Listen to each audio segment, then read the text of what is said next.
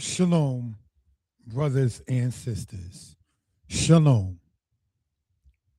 We hope that everybody is well and will be better.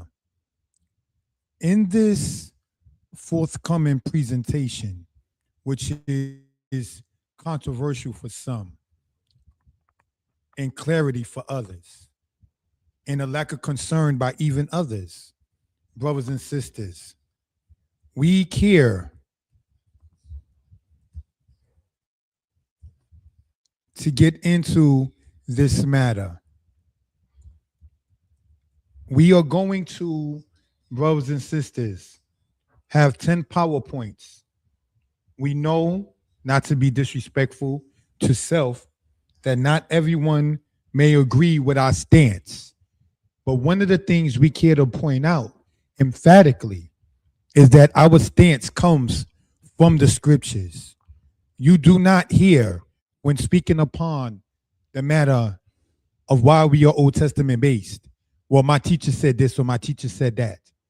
It is based primarily upon what we can gain and ascertain from the scriptures itself, brothers and sisters. So, what do we intend to gain out of this kind of matter, out of this kind of presentation? Is the fact that when we speak upon, for instance, Vespasian, or what happened with the children of Israel during the timing of the Roman Empire, there was no said canonized New Testament in that particular case. The timing that the New Testament places itself when we read in the gospel writings is during the time of Rome's emperor Augustus and his successor Tiberius. The star of the New Testament, said by some as Jesus,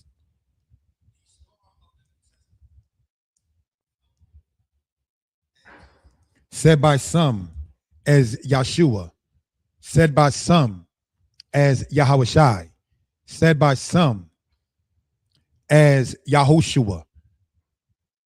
In this platform, and not to be disrespectful, he is referred to as Mary's son. Brothers and sisters. And what we have attempted to show is the deification of such. Let us, before we get into this matter here, explain why we are saying that, if we will. Thank you for that.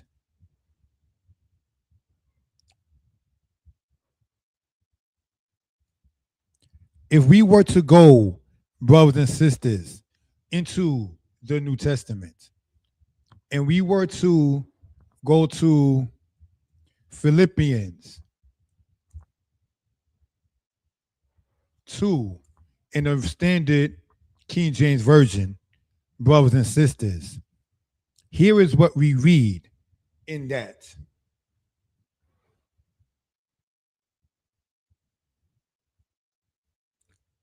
Philippians 2, verse 5. Let this mind be in you, which was also in Christ Jesus, who, being in the form of God, thought it not robbery to be equal with God. Now, brothers and sisters, when we read, in for instance, in Isaiah, all right, also using the King James Version, if we will, in Isaiah 46, right, KJV, let's see what we see in that case. It says in here,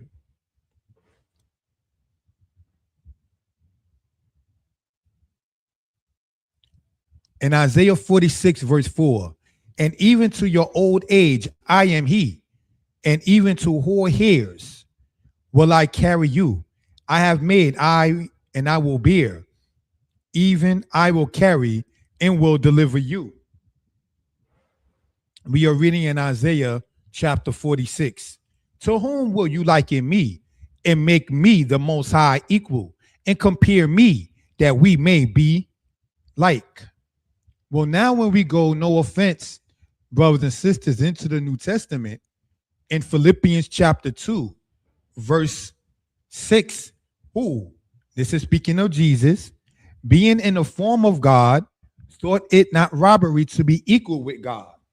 How can the one who was born be equal to the one who made humans? How can one, even said to have walked on water, be equal to the one who made water? How can the one who made the heavens and the earth be compared to beings who cannot be on earth or beings who cannot be in the heavens? Who said of himself in the Bible, in Isaiah, says, the heaven is my throne and the earth is my footstool. So, in that being the case, if we will, how then is one, in this case, Mary's son or anybody else's son, equal to the everlasting Father? So what some have done, believe it or not, have gone into the Old Testament and sadly mistranslated parts of such. Let's go to a famous one, if we will, with the timing allotted. Somebody made a comment and talk about it, Moray, Groove NYC. Shalom, my brother or sister. Peace to you. I don't know your gender, so I say brother or sister, but thank you for joining us in this. All right. Let's look about it, if we will. We are going to pull a PowerPoint up, but that's later. But brothers and sisters, when we look at Isaiah in the Old Testament, in the Standard King James, it says in verse 6, for unto us a child is born, unto us a son is given, and the government shall be upon his shoulder, and his name shall be called Wonderful Counselor, the Mighty God, the Everlasting Father, the Prince of Peace. Of the increase of his government and peace, there shall be no end, upon the throne of David and upon his kingdom, to order it and to establish it with judgment and with justice, from henceforth even forever. The zeal of the Lord of hosts perform this.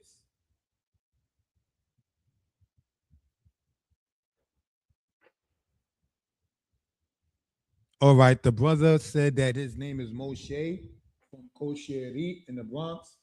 Yeah, I spoke about Kosherit in the previous lesson. If you on Mora Yeshai Torah lessons and giving enough respect on a human level to our teacher, well, the teacher there was Mora Yosef. When we look at this here, it says, for unto us a child is born.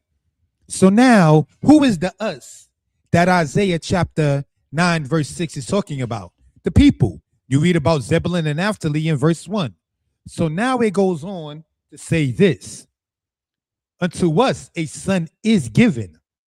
A son is a child according to this that's born. Let's look what it says. And the government shall be upon his shoulder. So this child obviously is to grow up and have the government on his shoulder.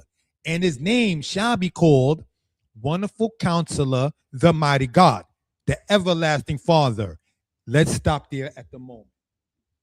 How can a son, a child, be the everlasting Father? A son can become a father, but if you're from everlasting as that father, how could you come into the earth as a son unless you're talking about, as they say in Christianity, the concept of some parts of the New Testament that God became man and dwelt among men? Not that we pass away and our spirit may go up, as Solomon says, but the physical stays down. So what is going on in this particular case, as we see in Philippians, brothers and sisters, is a matter of man being made into God. Philippians 2 verse 7 in the New Testament, but made himself of no reputation and took upon him the form of a servant and was made in the likeness of men. And being found in fashion as a man, he humbled himself and became obedient unto death, even the death of the cross. This, and I say in no disrespect, brothers and sisters, is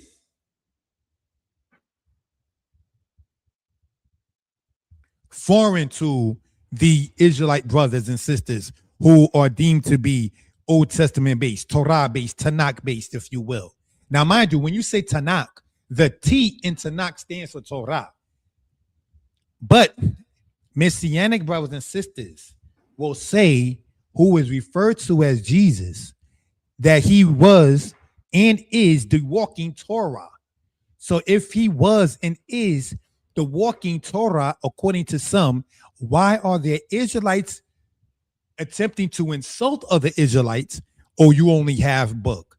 Oh, you only Torah. They do not, correct me if I'm wrong, say that Jesus is the new covenant or the New Testament. See, what has happened is this, and I'm open to constructive criticism.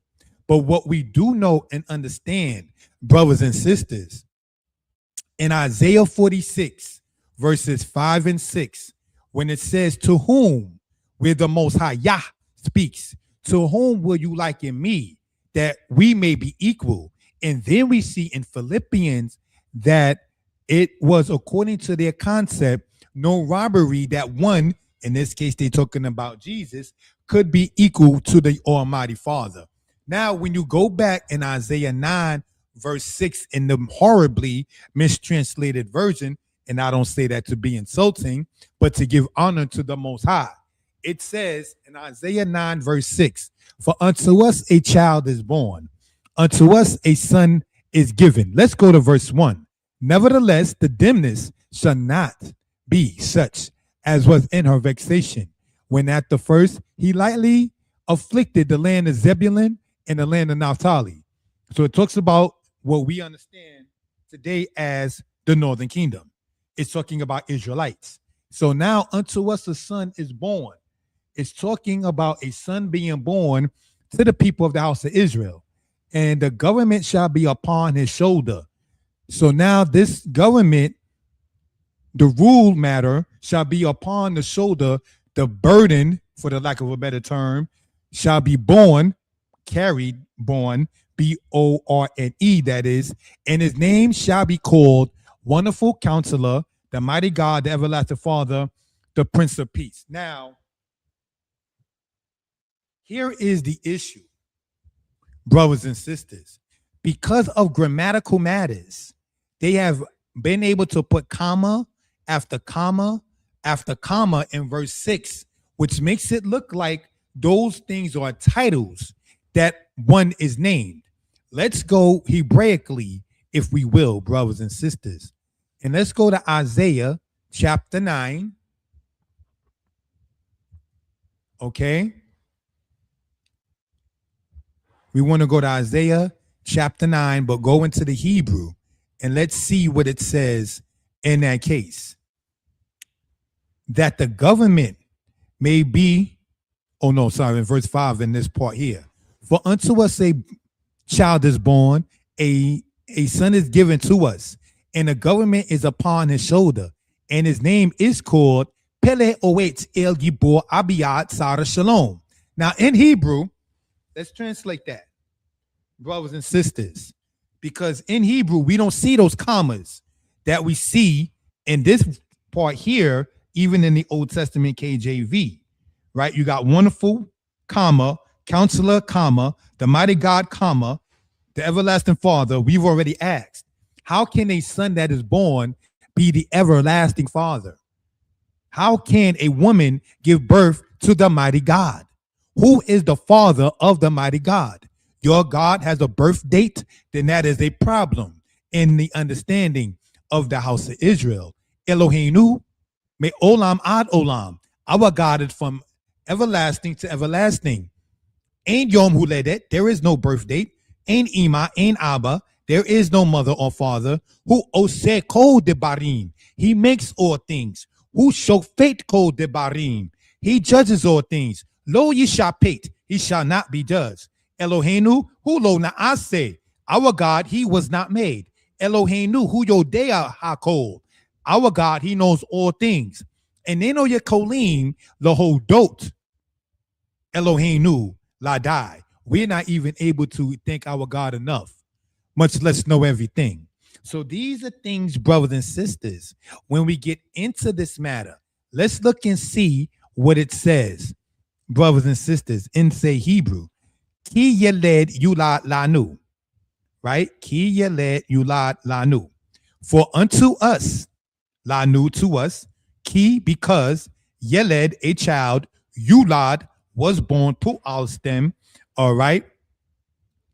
Bain nitan lanu. Bain nitan, a son is given. That nitan is the nifal stem, to receive, to be given. Bain nitan lanu, a son is given to us. Wati has hamisra, sorry. And it shall be hamisra.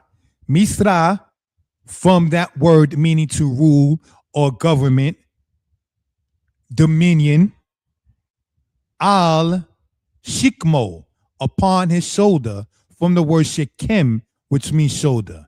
Wayikra, and he is called, and he is named. Shemo, his name. Pele, wonderful. Yoetz, counselor. El Gibor, is God the Almighty. Abi-Ad, everlasting Father. Sar Shalom, the ruler of peace. So now it has not a bunch of commas. What we're dealing with is a matter of saying that this child's name will be called Wonderful Counselor, is God the Almighty, the everlasting Father, the ruler of peace. It's like saying Eliab, God is my father. Abishua, my father is salvation. The person named Abishua, meaning my father is salvation, or Elishua, meaning my God is salvation, is not the salvation himself that came from the cervix of a woman and out of the loins of a man. If one were to say Eliel, my God is God, the person with that name is not the God. That name is giving praise to the true and the living God. That is what we want to emphasize in that manner. But what happens even in the KJV, brothers and sisters, in the Old Testament version of the King James Version, to fit Jesus in and so forth, because King James wrote with Catholic tendencies, as Moses Farrar pointed out in his book, May the Elder Be Blessed, and continue in his life, we have it to where it became a thing where the deification of Jesus was sought. So somebody had left a comment. It says, Paul is an apostate. There was no such thing as the New Testament during the time of Jesus or Yeshua / Yahushua. Yes, that is true in that particular case. All right. And somebody wrote satanic cult. Not sure who that's directed to or so. But brothers and sisters, when we deal, if I may be heard, brothers and sisters, please press the number 4 of viewing good spirits. We want to explain with that intro, which was an intro, because it's now 11 a.m., 11:01 a.m., and we intended to start at 11 a.m. But I wanted to give an intro with that to show why we say what we say regarding, thank you, it's all good, my older brother in spirit, for typing that in. Thank you, Shakor, the young lion, for typing that in. I'm trying to be as stringent and as whatever deep word we can get regarding the audio as much as possible. All right. And my silly self earlier testing it, put in a part of the microphone that wasn't connected to the microphone, calling myself going thorough. Then I had to look like, hold on. But brothers and sisters, as we get into this kind of matter, what we are seeing is the deification of a man. And Isaiah 46 translated correctly. It says, to whom will you liken me that we may be equal? Well, according to Philippians, they're saying that a man, and it's no disrespect to him as a person. I've lost fights. I've won fights. But here you have somebody who lost the fight, being the vicar physically in image of the Most High God. So the God of Israel was on earth in the form of a man to live as a man, not what Psalms 4 says. Let's see, brothers and sisters, even if we go to the King James Version of it, right? Which is the standard that most use. Psalms 4, right? Let's see. All right. What it says in that particular case.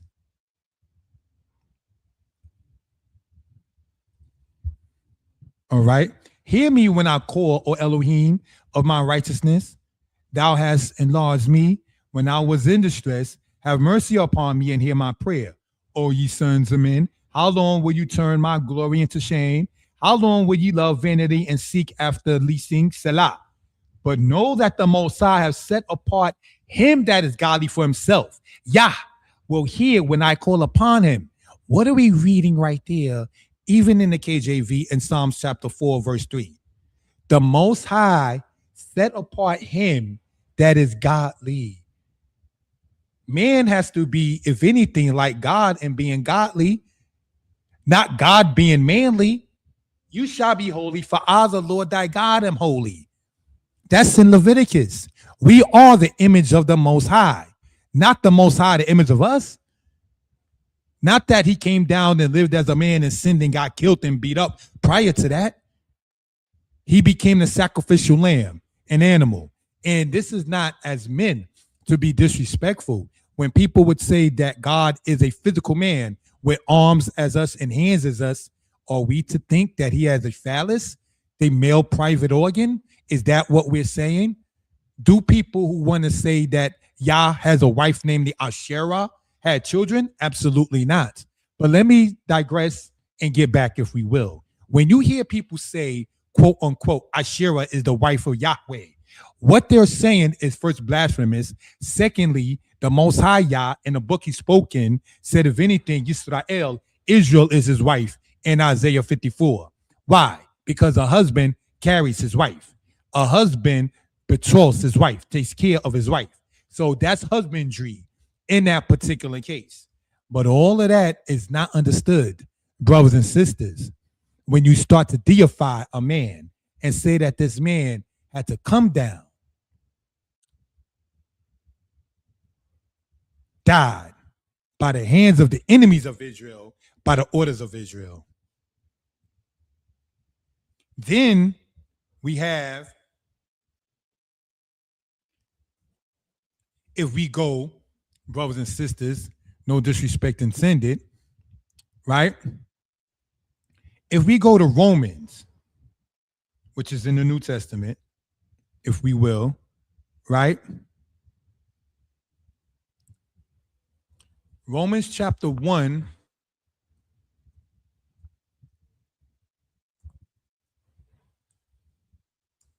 Let's see what it says. Paul, a servant of Jesus Christ, called to be an apostle, separated unto the gospel of God. Now let's see what Paul says of himself, right? I am verse 14, I am a debtor both to the Greeks and to the barbarians, both to the wise and to the unwise. Now let's look at that for instance. Paul is the main contributor of the New Testament. Once you understand, sorry about that. Once you understand what the New Testament is from its table of contents, it's 4 gospel writers, letters or epistles, and then what they call an apocalypse or revelation. So they essentially are three different parts to say the New Testament: the Gospels, the letters, and the apocalypse / revelation. So now let's look at this here. In light of that kind of matter, and Paul saying that he's a debtor to the Greeks and to the barbarians. And when you go in your own time in Acts chapter 13, when he brought the concept of Jesus Christ, according to the New Testament, to the Israelites, they rejected him. You understand? When Paul, according to Acts 13, went to the Israelites with the concept and teachings of Jesus Christ, he was rejected. And then he said, it was meet that we bring you the word first, talking about Paul and Barabbas. But now we turn to the Gentiles. So to the brothers who teach that Paul was writing to Israelites in Rome, in Corinth, in Thessalonica, and all of those European places, knowing since the time of Solomon and certainly into the time of Jeremiah, we find Israelites going, brothers and sisters, to African places.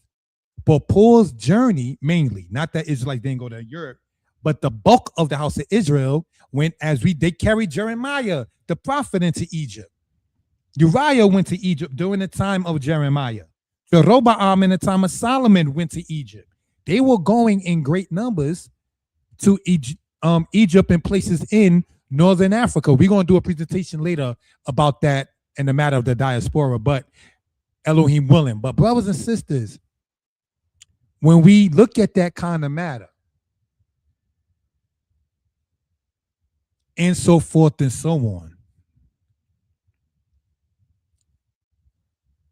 Paul wrote to European places, and he was writing to European people. Many say that he was writing to Israelites that was in those places. But unless there are letters missing, which perhaps there were, why do we not see the letter to the Israelites in Egypt, Sudan, Mauritania, Carthage, because Corinth is in Greece. You understand? To the Israelites in Cush. Because see, Isaiah chapter 11, brothers and sisters, talks about where Israel was scattered. Shinar, Elam, the Isles of the Sea, Egypt, Patros, and Cush. So if Paul was writing to Israelites, why did he not write to the ones that Isaiah mentioned in Isaiah chapter 11? Because he was not writing to the house of Israel. When the Israelites rejected him, who were called, as the brother put in there, the Ebionites at the time, he turned, for the lack of a better term, to the white man. That's when you get conversations about, should you be circumcised? Should you eat things that are permissible or not in certain cultures, such as the Israelite culture? How do we explain this, brothers and sisters? And I say again, in no disrespect, all right? In Hebrews chapter 8, here is something to ask in this case. In Hebrews 8, verse 7, for if the first covenant had been faultless, then should no place have been sought for the second. For finding fault with them, he saith, behold, the days come, saith the Lord, when I will make a new covenant with the house of Israel and with the house of Judah, not according to the covenant that we are in Hebrews chapter 8, verse 9, not according to the covenant that I made with their fathers in the day that I took them by the hand to lead them out of the land of Egypt, because they continued not in my covenant, and I regarded them not, saith the Lord. That doesn't say that in Jeremiah about not regarding them. Let's move on. For this is the covenant that I will make with the house of Israel after those days, saith the Lord. I will put my laws in their mind and write it in their hearts. And I will be to them a God, and they shall be to me a people. And they shall teach not every man his neighbor and every man his brother, saying, Know the Lord, for they shall all know me, from the least to the greatest. Now, here's the question. If, brothers and sisters, the New Testament was the fulfillment of Jeremiah's prophecy that Paul or whoever wrote Hebrews, because they say Paul may have written it, he may have not written it. Regardless, whoever wrote Hebrews, if the New Testament is the fulfillment of the prophecy we know written and spoken of by Jeremiah, then why are people still teaching about the Lord, the God of Israel? Why? According to the prophecy in Jeremiah, it says, when that prophecy comes to pass, no one shall teach, know the Lord, know Yah. But why you still got Moray such and such, Ox such and such class, brothers as far as Minnesota, Milwaukee, brothers as far as Kansas, brothers as far as, and I'll say far because I'm in New Jersey, you understand? As far as South Carolina, as far as Ohio, as far as Mississippi. Why do we have so many classes? Just look at that, for instance, on the Shabbat.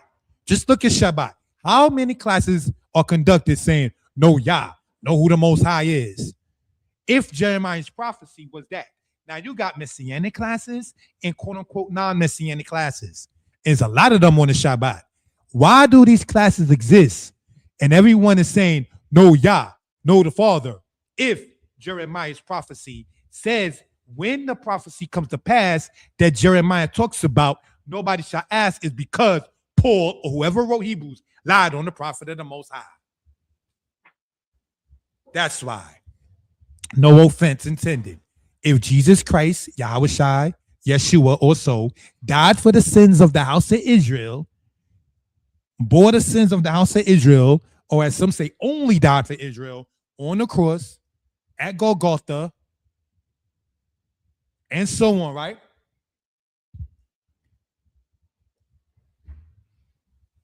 Why do you still go to Deuteronomy 28? Why are you still showing pictures of people with the yoke of iron on their neck? Why are you still talking about the ships? Why are we still talking about the diaspora from one end of the earth to the other? Why are we still talking about the byword, the N word, the color word? This person is West Indian. This person is African American, named after two different Caucasians. Why are we still talking about the bywords, hungry, thirsty, and naked, on the ship in the one of all things with a yoke of iron on our neck? Why are we still talking about the broken families?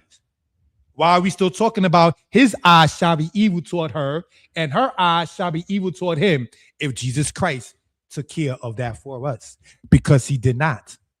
The words that Daniel spoke upon and said, the oath and the curse that's written in the law of Moses is poured upon us. No one died for you. We're dying because we're not returning to the Most High in the ways, in the numbers that we're leaving this earth. And I don't come here as a prophet, brothers and sisters. But let's continue and see what it also says in here in the New Testament. And it says in verse 11, Hebrews 8:11, and they shall not teach every man his neighbor and every man his brother, saying, know the Lord, for they shall all know me, from the least to the greatest. For I will be merciful to their unrighteousness, and their sins will I, and their sins and their iniquities will I remember no more. And the author goes on to say, in that verse 13, are we ready? And not to be sarcastic, brothers and sisters.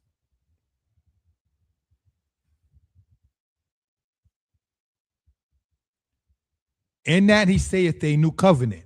He has made the first old. Now that which decayeth and waxeth old is ready to vanish away.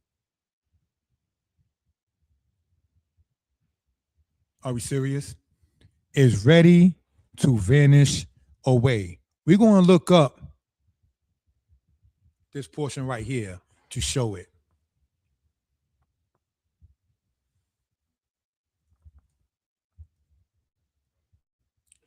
Sorry about that.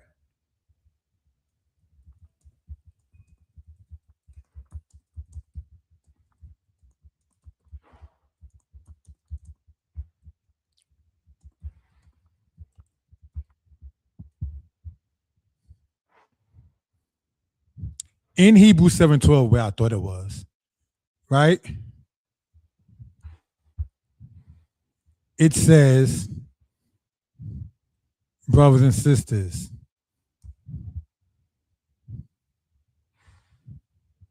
for the priesthood being changed, there is made of necessity a change also of the law. Now, I thought it was there, but I wanted to make sure first by typing. In Hebrews 7:12, about there being a change in the law and that there was a change in the priesthood. Brothers and sisters, there was no change in the priesthood.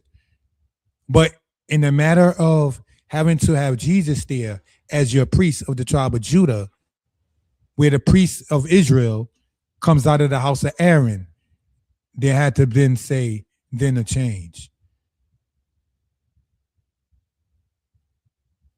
So now you got the priesthood and the kingdom, and now he's dead, and he had to die. And this is not to sound, quote, outside of the book, but recently I remember reading, like this week, somebody was saying, well, yes, the Jews gave up Jesus and they crucified him. And they were wrong for that. But let me ask this. When Joseph was sold in the Bible in Genesis by his brothers, what did he tell them? You meant it for evil, but the Most High God meant it for good. So even though you did something you don't forgive yourself for, my brothers, the Most High God meant it for good. Now, if it was the point and the goal of Jesus to have died, the way in which it was sacrifice of a human, how then are the people who did it wrong when it was his mission in the first place?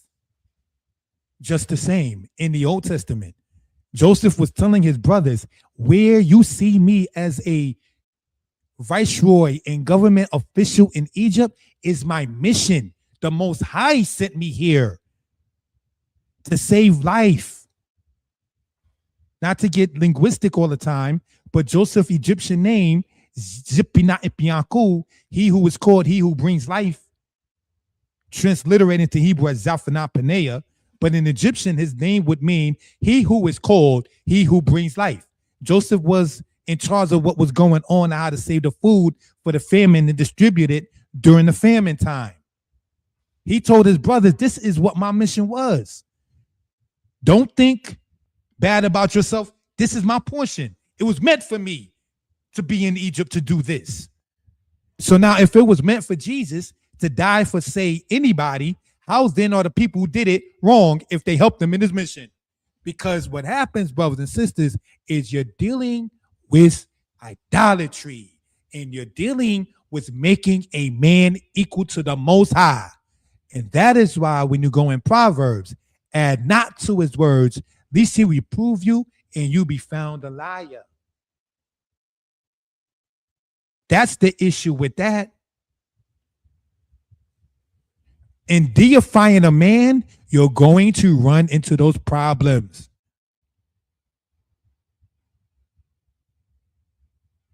You're going to have those issues.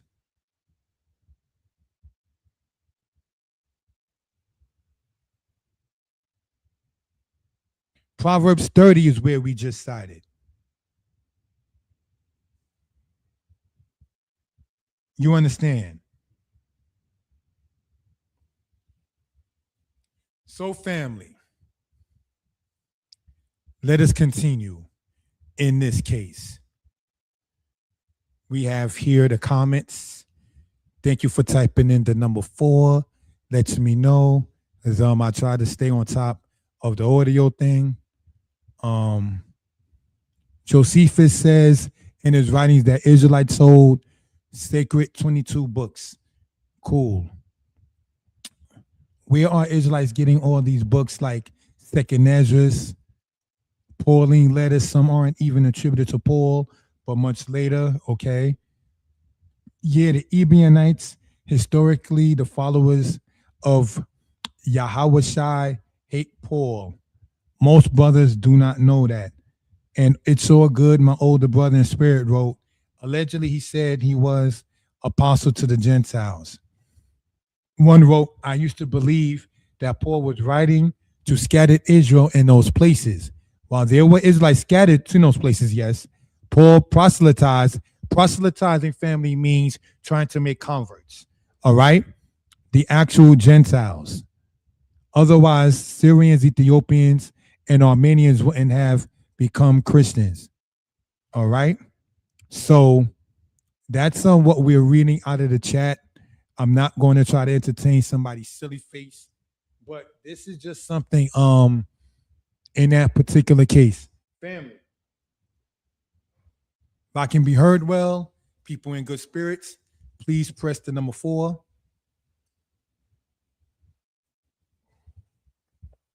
If I can be heard well, family, and people in good spirits, again, I ask you, thank you, press the number 4. All right? Thank you for that. We want to, brothers and sisters, pull up the PowerPoint. It says 10 slides, brothers and sisters. All right? In this particular case. Thank you for pressing, family, the number 4 in this particular case. All right?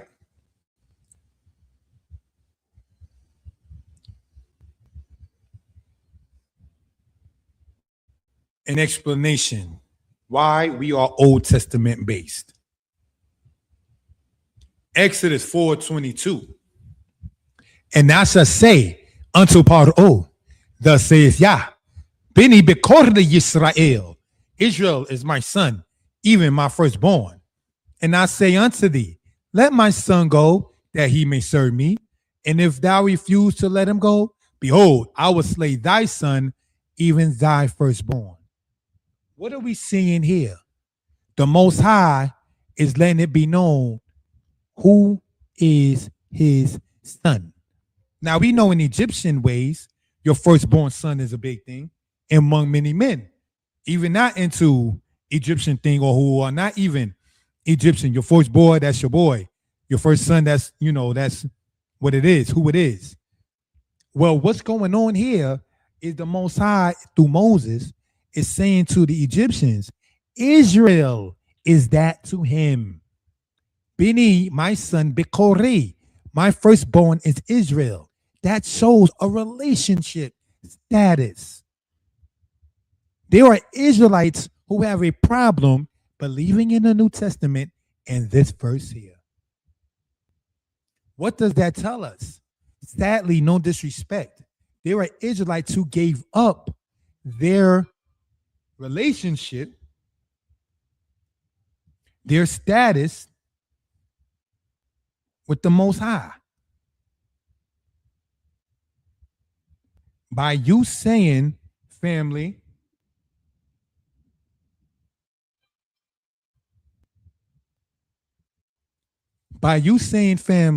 somebody else is the son, as in the son in your place, where do you fit in at? Why do we read, don't think of Abraham as our father?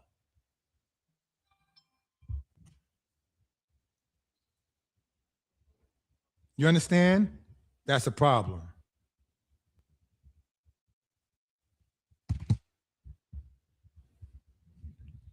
Why would that have to say, and then be the case in that manner?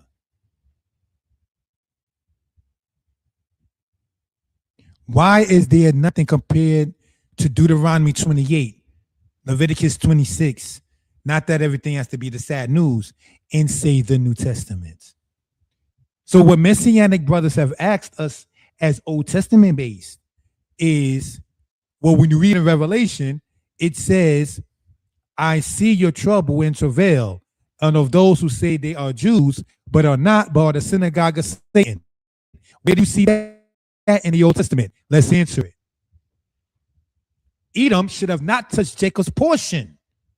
So if biblically the Jews come from Judah, the descendants of Jacob, and Esau is equated to the thief in Jeremiah, Esau is equated to the thief in Obadiah, and that is where that portion is. So when you now go and say, well, it says they that are Jews but are not, but are the synagogue of Satan, essentially stealing from the true house of Israel. Edom was already known for doing that since the days of Jeremiah and Obadiah. In Deuteronomy 28, and all your works shall a nation which thou knowest not eat up. So what you've accomplished, your own house of Israel, another people come along, first starting with Esau, then the Nabateans under Ishmael, because maybe no disrespect intended. You call us Old Testament based. You call us half book. So maybe you thought our knowledge, not to sound arrogant, stopped at Malachi, stopped at the Persian Empire. Maybe you didn't know that we read into the Apocrypha and understand what happened with the Maccabees, understood what Daniel was talking about, the kings of the north and the south and the war between the Ptolemies and the Seleucids. Maybe you didn't know that we studied about the Caesars and the link between Edom with Herod, Edom and Octavian, Edom and Herod, along with the Romans, the son of Antipater. You thought we stopped at Persia with our Artaxerxes? You limited us, brother. You limited where you thought we ended at because you called us Old Testament. You asked us, do we believe, and I'm being 100 on this, I could pull up the receipts of what I'm talking about. You said that we had to show the proof as if to say Josiah or Hezekiah before him was like the sacrificial lamb. No, we don't say that our kings died for us.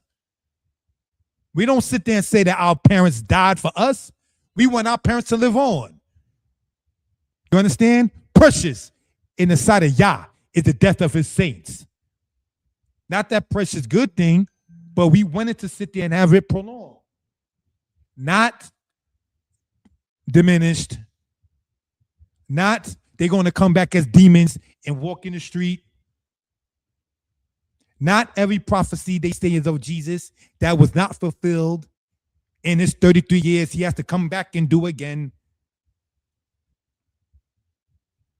The one time you see prophecies recurring again and again that you can trace from kingdom to kingdom is something like Deuteronomy 28, because it says all these curses shall pursue and overtake thee. So you can sit there and trace it from the timing of Assyria to America. You understand? You're able to sit there and historically and prophetically do such. But when you give up in so many words and ways, your position, my brother, as the child of the Most High, in Exodus 4:22, in Deuteronomy 14, in Jeremiah 31, verse 9 and 10, and give it to somebody else, and then that somebody else is no longer here. What happened with the relationship that the Most High spoke by Moses?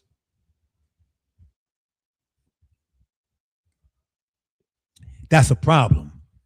That's the kind of stuff that we question when we say why we do not subscribe to the say writings of, as known as the New Testament. Let's continue, family, in this.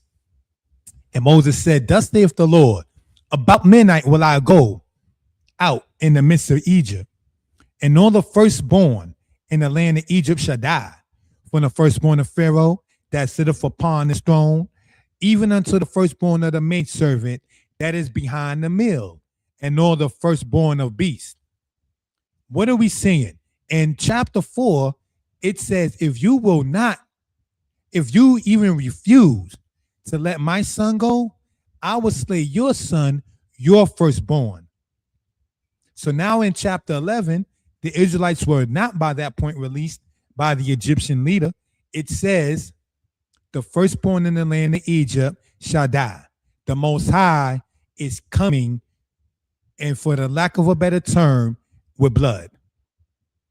Not signed treaties, not quote unquote reparations that have Washington that used black people's teeth, Lincoln, who put black people back in slavery after they were freed, Hamilton, that endorsed slavery, Jackson, that was a slave master, Grant, that was a slave master, Franklin, that endorsed slavery. So whether you take the $1 bill or even Jefferson on the $2 bill or Lincoln on the 5 going all the way to Franklin on the $100 bill, all of them were slave masters or endorsers of slavery. That's not your reparations. Kai, takat kai, life for life. Brothers and sisters. You understand? So just as they slew the sons of Israel, so their firstborn son slain. Not you shoot somebody on their wedding day in a car with 50 bullets, and then they go for a protest, and then eventually we might see something. That is not the ways of the said Old Testament. You see why Rome called that? See, in the beginning of the first 4 chapters of the Old Testament, Cain is told, sin crouched at the door, and to you is his desire. In the first 4 chapters of the New Testament, not that I was there, sounded like they couldn't wait to get to it. Forgive your trespassers and forgive those who did you wrong. It's like you couldn't even wait to sit there and get to that portion. Forgive. Whereas the Old Testament doesn't talk first about forgiving, it talks about overcoming the sin. So you may not have to keep on saying, forgive me. Of course, we all need mercy. None of us are perfect. We all filthy rags. But how do you sit there and ask for forgiveness before you ask to be strengthened to not have to ask again and again? You already cut yourself off saying somebody else is the son, O house of Israel. You gave somebody else your portion. You did what Esau did. Esau gave up his birthright. Messianic brothers is giving up their portion, saying somebody else is the son. Esau despised his birthright, and Yisrael has too.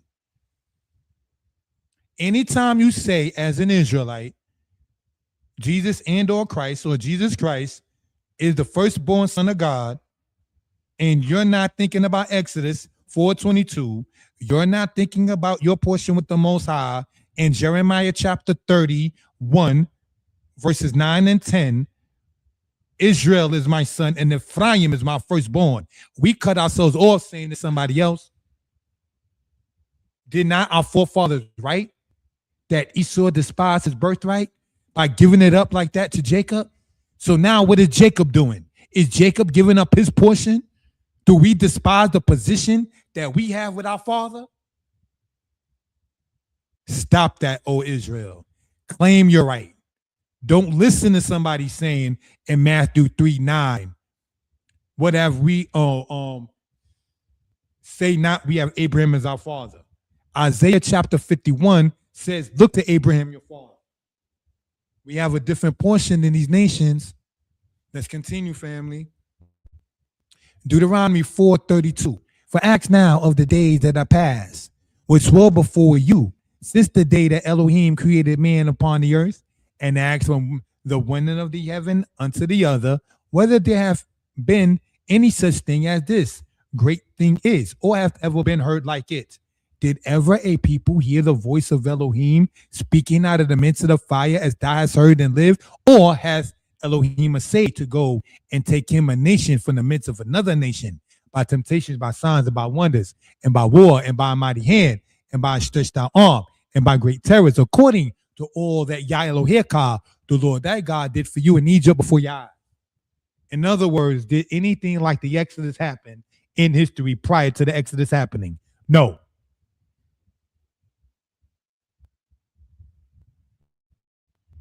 In history, we've gone over the Brooklyn Museum papyrus, external source showing about Hebrews were enslaved in Egypt. We've gone over the Apple papyrus.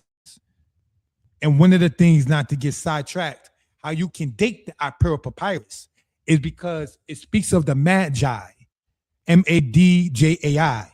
The Magi were in Egypt during Egyptians' Middle Kingdom. A brother teaches that the Egyptians enslaved the Hebrews during the time of the Middle Kingdom of Egypt. But that's another subject. But when we get into this and speaking upon the relationship between the Most High and his people, the children of Israel, we see that there is a connection. Separate the men from the women 3 days before I speak with them.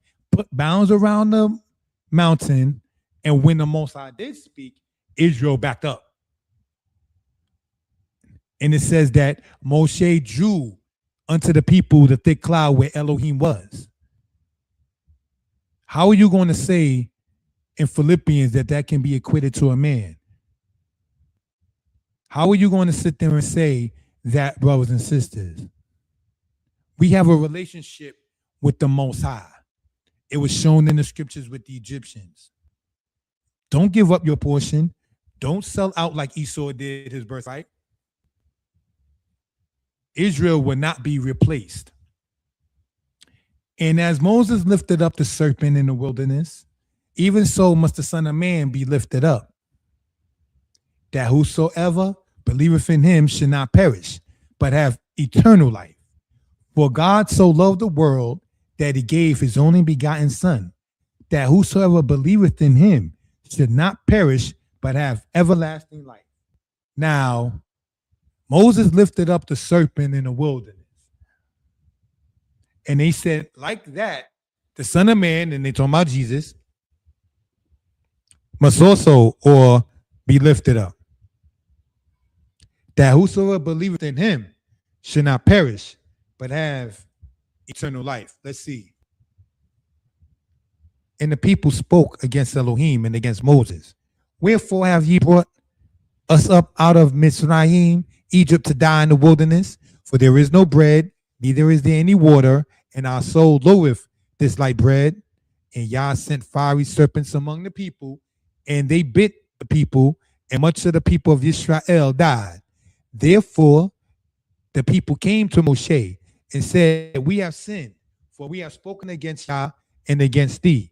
Pray unto Yah that he take away the serpents from us. And Moses prayed for the people. And Yah said unto Moshe, make thee a fiery serpent and set it upon a pole.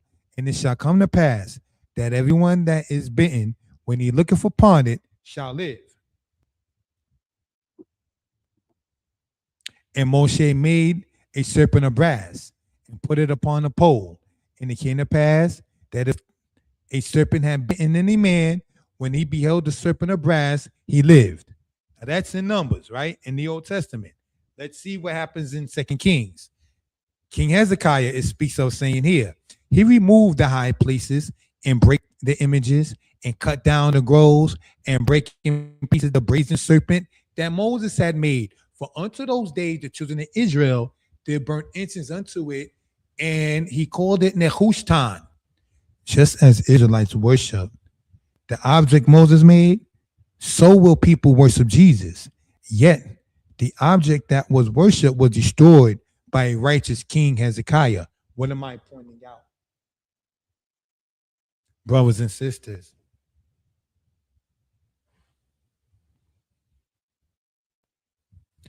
they worship years later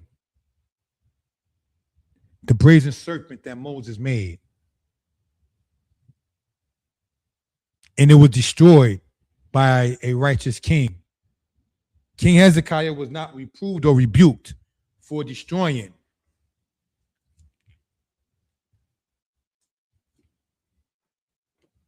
That was the people worship. That was not the Most High.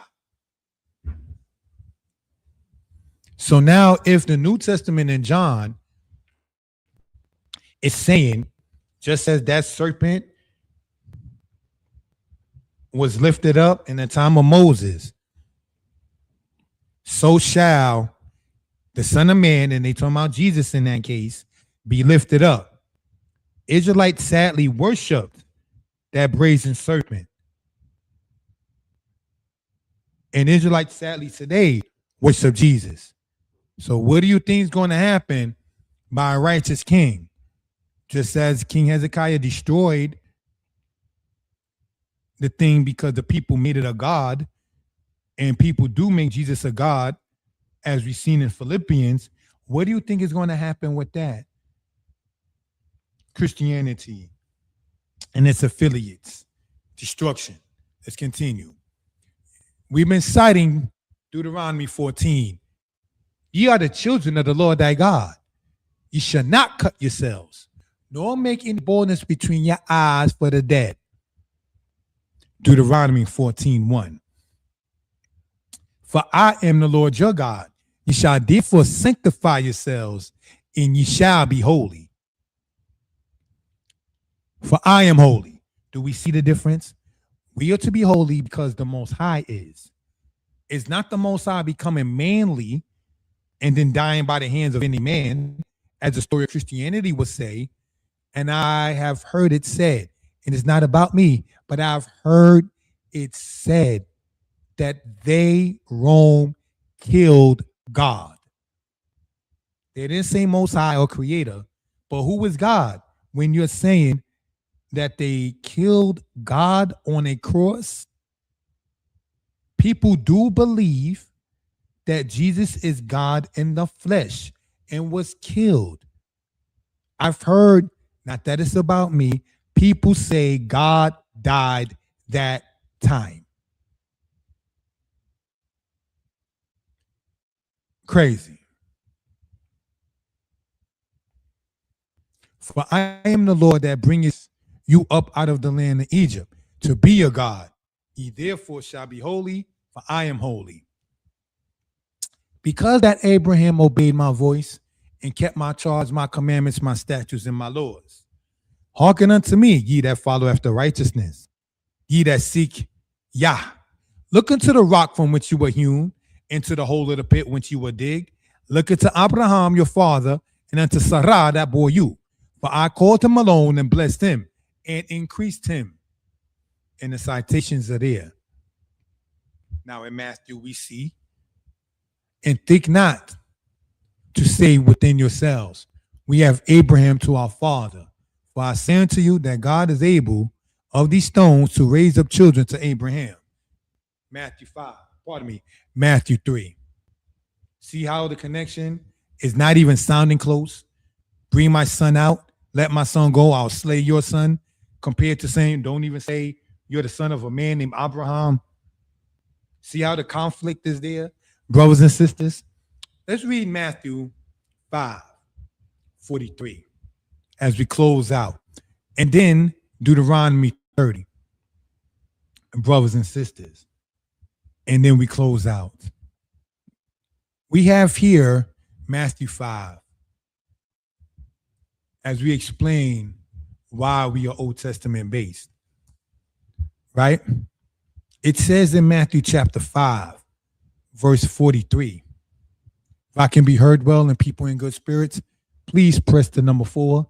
I know people have in the past, 25 or so minutes ago. It's appreciated. Matthew 5:43, ye have heard that it hath been said, thou shalt love thy neighbor and hate thine enemy. But I say unto you, love your enemies, bless them that curse you, do good to them that hate you, and pray for them which despitefully use you and persecute you, that you may be children of your Father which is in heaven. For he maketh his sun to rise on the evil and on the good, and sendeth rain on the just and on the unjust. For if you love them which love you, what reward have ye? Do not even the publicans the same? And if you salute your brethren only, what do ye more than others? Do not even the publicans so? So, brothers and sisters, what are we seeing in that?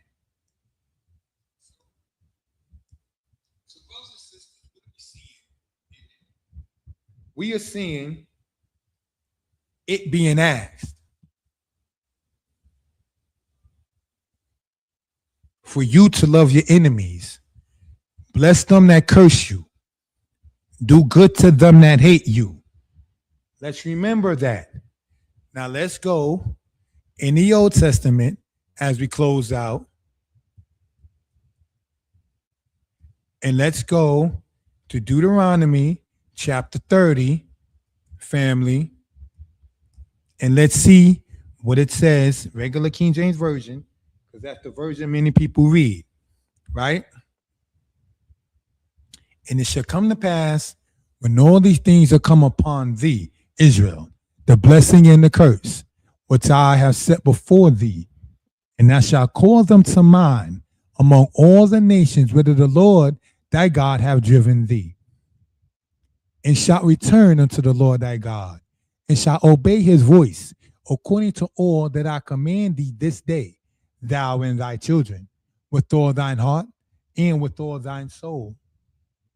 That then the Lord thy God will turn thy captivity and have compassion upon thee, and will return and gather thee from all the nations, whither the Lord thy God have scattered thee.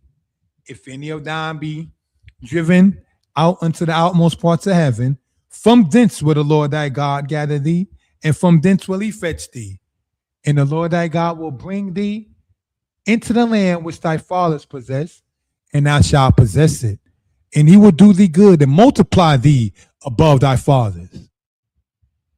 And the Lord thy God will circumcise thine heart and the heart of thy seed, to love the Lord thy God with all thine heart, with all thy soul, that thou mayest live.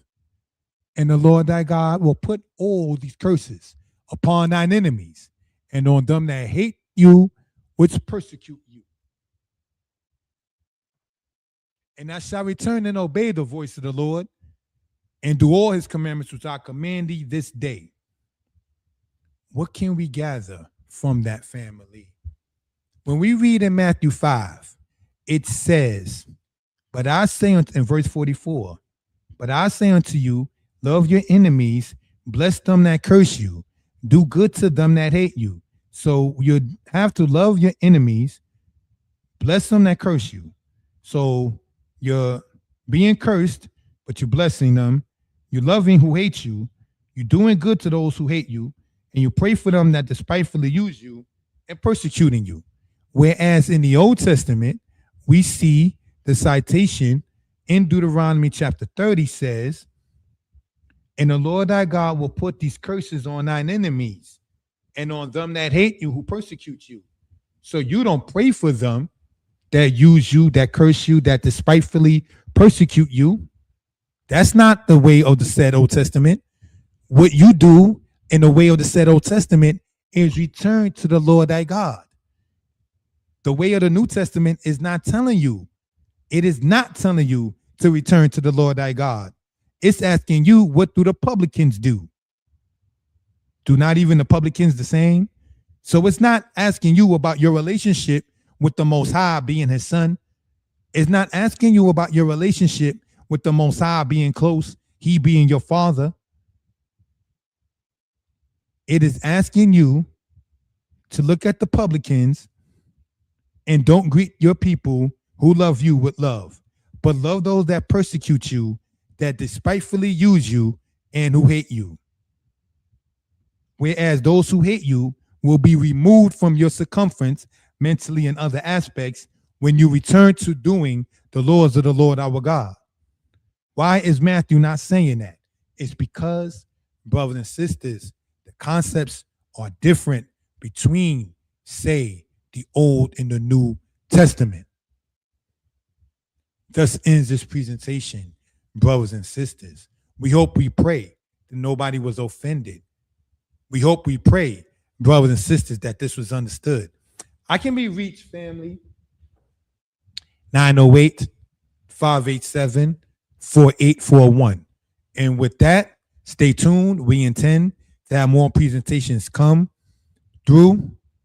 And I'm going to, again, take the liberty, if I may, YouTube, we want to look, if we will, brothers and sisters, at sign out, if we will, go here, if we will.